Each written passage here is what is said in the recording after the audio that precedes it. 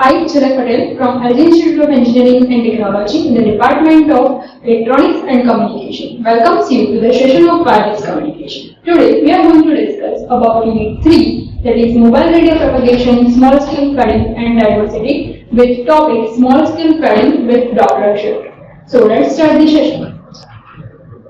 First of all, what is padding? Padding is actually the fluctuations of the signal due to the multipath effect. Here, the multipath signals can be due to the first when the transmitter and receiver has a clear line of sight path, and the second path can be due to the obstacles present in between the transmitter and receiver. So, due to that obstacle, the path that is created is called as the multipath of the signals. So, it will result into the rapid fluctuations of the signal. So here we can say that factors affecting the small scale padding is the first one is the multipath propagation. Obviously, when there is a more path or more obstacle present in between the transmitter as well as receiver. So the first factor is obviously the multipath propagation. Second one is the speed of mobile, means at which speed the user is traveling from one place to another place, because according to it, its signal strength may get affected. So the fluctuations will created and it will affect on your small scale propagation. Next one is about the speed of surrounding object, means if there are some obstacles present in between the path of transmitter and receiver, so its speed also matters. So here it is also one of the factors affecting the small scale padding. Obviously the transmission bandwidth also matters. So these are the different factors affecting our small scale padding. Now the next one is about the Doppler shift. For the Doppler shift, we assume that there are 2 points, that is A and B. If one user is moving with some velocity from point A to B, then we have to develop that at which amount of Doppler shift is created in between the path of A and B. So here phase change in the received signal. So phase change in the received signal will be the phase difference, obviously. So now what is phase difference? So phase difference is basically the path difference into our phase shift constant, right? So phase shift constant is denoted by the term beta, and beta is nothing but our 2 pi by lambda, right? And path difference we have taken the 2 points, that is our point A and point B. So path difference is the difference between these 2 points A and B. So let's take it as delta L. Delta L shows that the path difference. So here phase difference is obviously 2 pi by lambda times path difference, means 2 pi by lambda into delta L, that is our phi. As I said that path difference is delta L. So difference is always in terms of distance, right? And velocity is equal to distance upon time. So can we write delta L is equal to velocity into time? Okay, but this is the horizontal distance. So we have to take it with respect to the angle covered by that point A and point B. So here for point A and B, the coincident side will denote the trigonometric function cos theta, and that's why here delta is equal to V into delta L. V is your velocity, delta T is the time difference required from point A to point B, right? So delta is equal to V delta T into cos theta, right? Now what will be the change in frequency? Because ultimately our aim is to find the Doppler frequency. So now let's see what is the change in frequency occurred by that Doppler shift. So Doppler frequency F. First of all, we make the equation for the omega. Omega is your angular frequency. So for angular frequency, we can say that the phase difference is equal to the d omega by dt, means change in angular frequency with respect to time, right? So our angular frequency omega could also be written as omega is equal to 2 pi f, right? So if we make the frequency as subject, so can we write the equation like this? F is equal to 1 upon 2 pi into d psi by dt. Actually it is d psi by dt, but we take the phase difference as delta phi. So that's why here we write delta phi by delta t. So this is our change in frequency. It could also be written as v cos theta upon lambda, where v is your velocity, lambda is your wavelength, and f denotes your Doppler frequency. So you can also write it as fd, small f with subscript d. So here this in this GIF, the Doppler effect of the light wave is shown that it matters that whenever the user is moving away from the transmitter and when user is moving towards the transmitter. So at that time your frequency will change. Now which frequency is particularly changed? So Doppler frequency is particularly changed. So whenever user is away from the transmitter, your FD will decreases, and whenever user is moving towards the transistor, your FD will increases. So total frequency is actually the addition of the both frequency, that is your basic frequency, carrier frequency, and the Doppler frequency. If we are moving towards the transmitter, if we are moving away the transmitter, then we should subtract FD from your carrier frequency. So this is the Doppler effect on the light wave is shown in this GIF.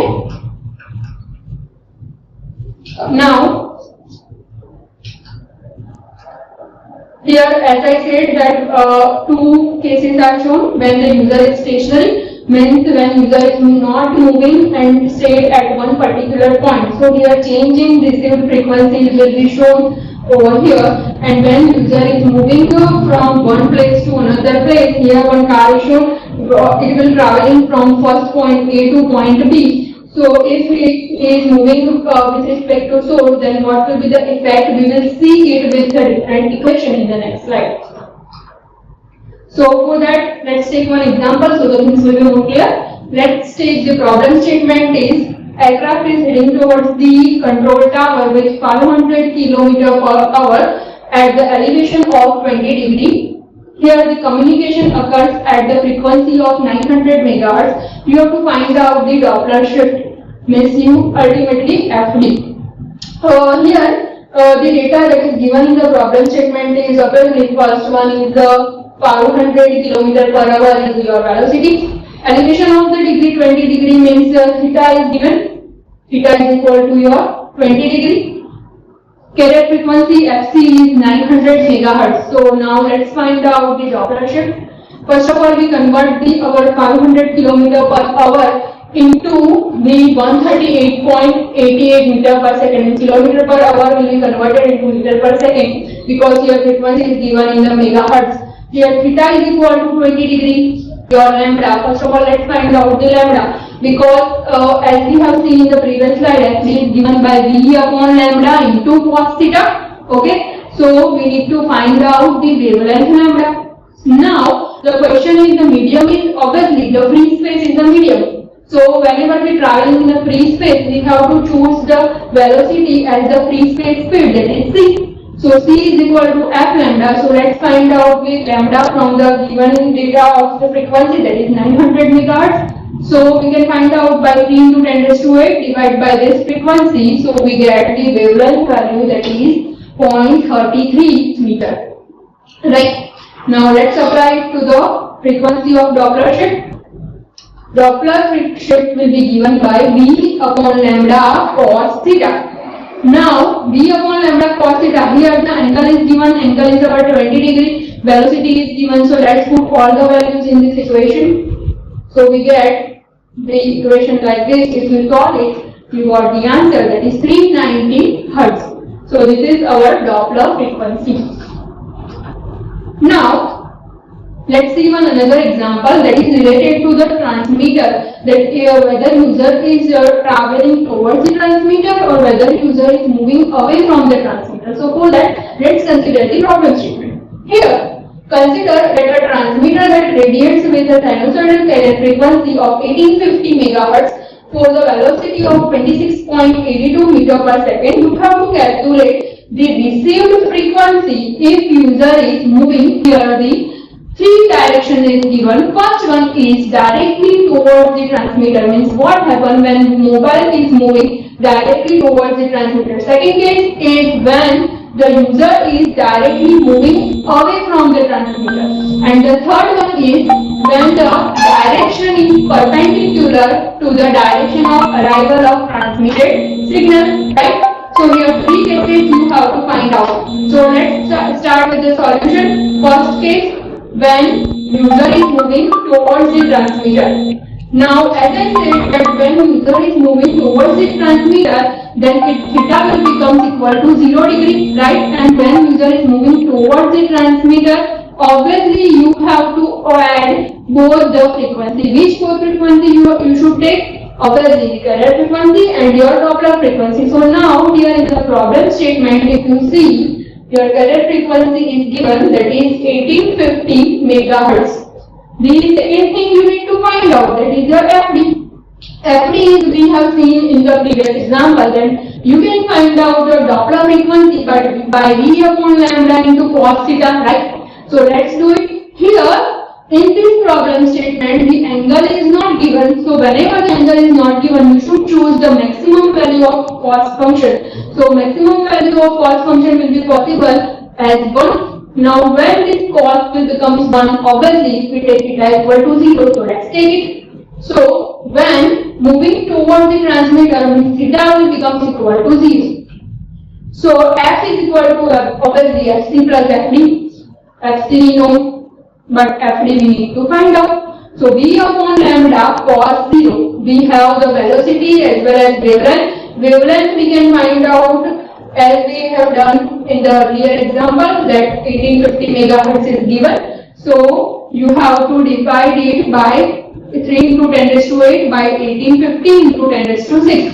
So this is how you get the value of the wavelength, and then you need to add both the things. So here this 1850 into 10 raised to 6, which will be shown over here, is your carrier frequency, and we add in that equation the second term, that is your FD.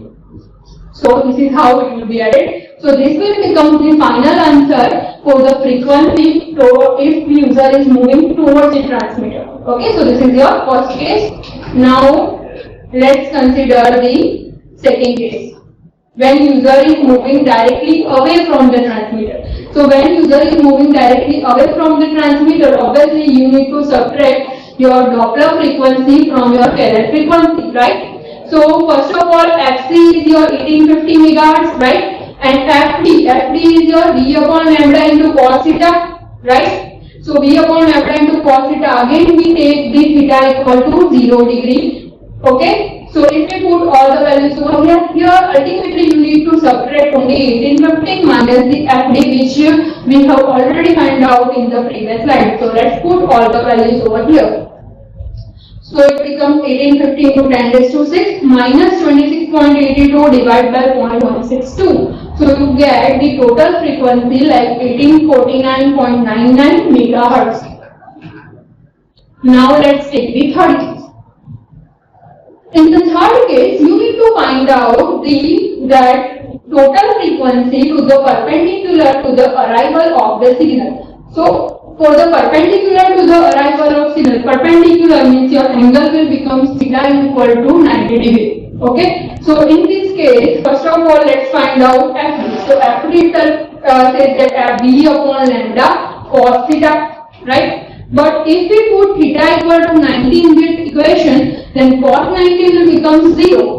So this will result into 0 degree of your frequency, that is your Doppler frequency. So now your Doppler frequency becomes 0. So obviously total frequency is equal to the carrier frequency, that is fc only. Okay, so in that case we must say that the received signal frequency will become equal to the transmitted signal frequency, that is nothing but your 1850 megahertz, right? Now for the third example, here only the data I have changed, that the Doppler frequency you need to find out when user is moving at a 60 km per hour. The same way you should do it. V upon lambda cos theta equation you should apply for it. So here only the thing that is changed is the velocity we have changed. So according to it we get the Doppler frequency. Okay.